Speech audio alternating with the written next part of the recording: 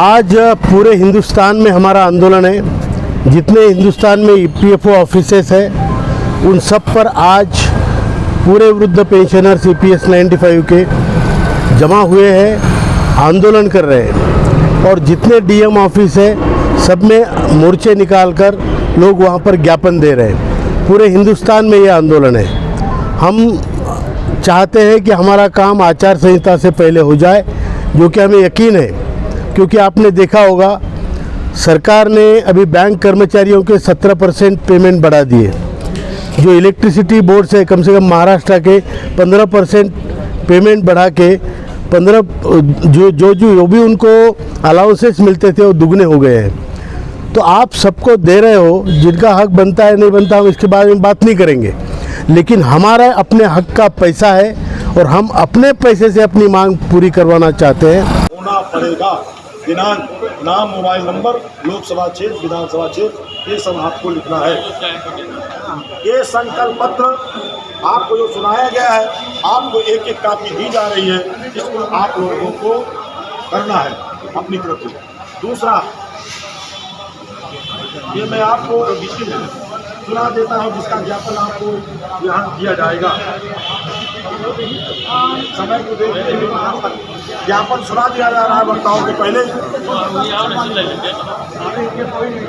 प्रतिष्ठा में भूपेंद्र यादव जी, माननीय अध्यक्ष केंद्रीय न्यासी बोर्ड तथा माननीय श्रम एवं रोजगार मंत्री भारत सरकार नई दिल्ली द्वारा अतिरिक्त केंद्रीय भविष्य निधि आयोग, क्षेत्रीय भविष्य निधि आयोग, कर्मचारी भविष्य निधि संकलन कार्यालय न्यायचित मांगों को मंजूर करवाने हेतु दिनांक 11/3/2024 को कर्मचारी संगठन कार्यालयों व जिलाधिकारी कार्यालयों समक्ष सत्याग्रह, अनशन, धरना प्रदर्शन के साथ ज्ञापन कार्यक्रम ऐसी बगल हो जाए। आपका फोटो आएगा, ऐसी बात नहीं है, हम आपके फोटो के साथ ले रहे हैं। 4/3/2024। आदरणीय महोदय, सबने सादर है कि देश के 75 लाख से अधिक औद्योगिक, सार्वजनिक, सरकार, निजी, मीडिया क्षेत्रों से रिटायर कर्मचारी यानी कि ईपीएफ 95% जो भूतपूर्व दुष्कर्म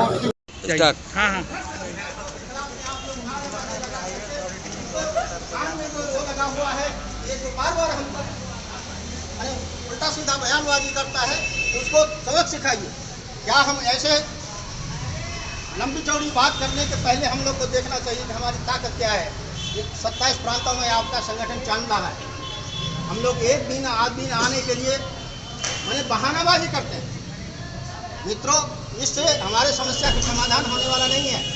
घर से निकलिए। आपने पूरे सेवा काल में आप सर्दी, गर्मी, बरसात फैक्ट्री में जाते थे तब आपको पेमेंट मिलता था, और आप जो भी सेवा कार्य में किए हैं, बच्चों को पढ़ाई लिखाई, घर मकान में फुर्सत हो गए। मैं समझता हूँ इतने में 2-4 आदमी होंगे जो जिसके पास 2-4 लाख रुपया कहीं बैंक में होगा, नहीं तो किसी के पास पूरी कौड़ी नहीं है। इसीलिए संगठन में बना अशोक राव के 1,25,000 उनका पेंशन है। हम लोगों को दर्द को दूर करने के लिए रात दिन, इतना बड़े आदमी रात दिन लगे हुए हैं, और हम क्या कर रहे हैं? हम अपने आप को देखें। किसी को दोष देने के पहले सरकार चुनाव जब होगा तब होगा, लेकिन आज तो हमको सिर्फ भोकाल बनाने की आवश्यकता था। इसलिए आप लोग घर बैठे से कुछ मिलने वाला नहीं है। घर से निकलिए, एक दूसरे को जोड़िए, अपने भी जोड़िए, जो भी डिपार्टमेंट के लोग हैं सबको जोड़िए। और वही नहीं, आपको यही मांग सॉल्व हो गया, इसके बाद हमारा आपका संगठन का समस्या का समाधान नहीं हो जाएगा। बहुत सारी समस्या हम लोगों का होगी। सुप्रीम कोर्ट को जजमेंट दे दिया, फिर क्या हुआ? ऐसे मान लीजिए घोषणा भी होगा, उसके बाद भी बहुत सारी कमियां रहेगी।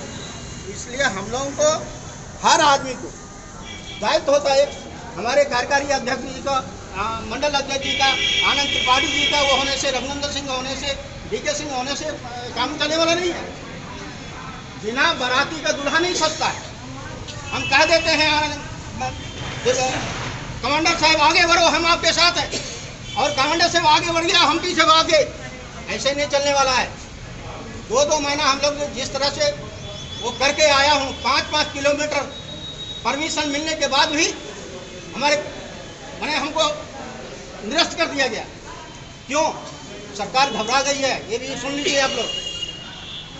सरकार घबरा गई है, आपका कब घोषणा हो जाएगा इसका तो नहीं बोल सकता, लेकिन निश्चित रूप से आपका विजय है, विजय होके रहेगा। कभी हिम्मत मत हारिए। बहुत आदमी कहते हैं अरे कुछ भी नहीं होगा, ये प्रधानमंत्री कुछ नहीं करेगा। हम करें किसके ऊपर, कौन करेगा? सत्ता पक्ष विपक्ष सबको तो हम आप देखा है। जब तक हम अपने ताकत में नहीं आएंगे, जब तक हम एक समूह नहीं आएंगे, कार्यकारी अध्यक्ष के आगे आकर के हम 1500 वो देखा है। और यहीं के चाहे रीता बहुगुणा हो चाहे केसरी देवी हो, पैर छूने आएंगे हमारे कार्यकारी अध्यक्ष का। लेकिन क्या, जब उनके यहाँ भी जाते हैं हम लोग तो 5 आदमी 10 आदमी तो क्या कहते हैं, बहन जी हमारा ये निवेदन को कर दीजिए। अरे 200 आदमी चलो ना, उनको अल्टीमेटम दे दीजिए कि उनको क्षेत्र में घुसने नहीं दूंगा। आपको एकता बनाना पड़ेगा, एक आदमी से काम चलने वाला नहीं है। मित्रों, हम लोग तो दिसंबर में भी पूरे समय रहा, फरवरी में पूरे समय रहा और पूरा विश्वास है। अब बताइए, अगर कमांडर साहब को विश्वास नहीं रहता अपने कार्य पर तो क्यों वो रात दिन डटे रहते? हम लोगों को विश्वास नहीं रहता तो क्या पागल हो गया? वहाँ डटे हुए रहे। पूरा विश्वास रखिए, आपका अधिकार है, आपका अधिकार ऐसे नहीं मिलने वाला, छीनना पड़ेगा।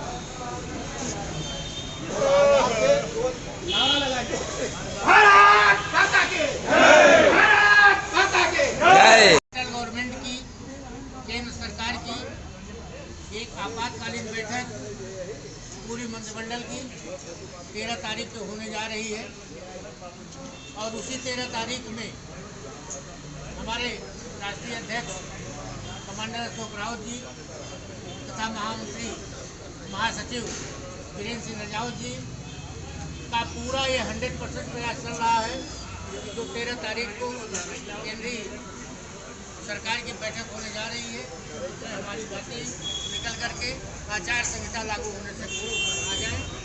और 2-3 प्रस्ताव हमारे नेताओं द्वारा दिया गया है। अब देखिए उसमें कौन सा प्रस्ताव हमारे आपके पक्ष में निकल करके आता है। प्रस्ताव राष्ट्रीय अध्यक्ष द्वारा दिए गए हैं और उसमें बहुत अच्छे प्रस्ताव हैं।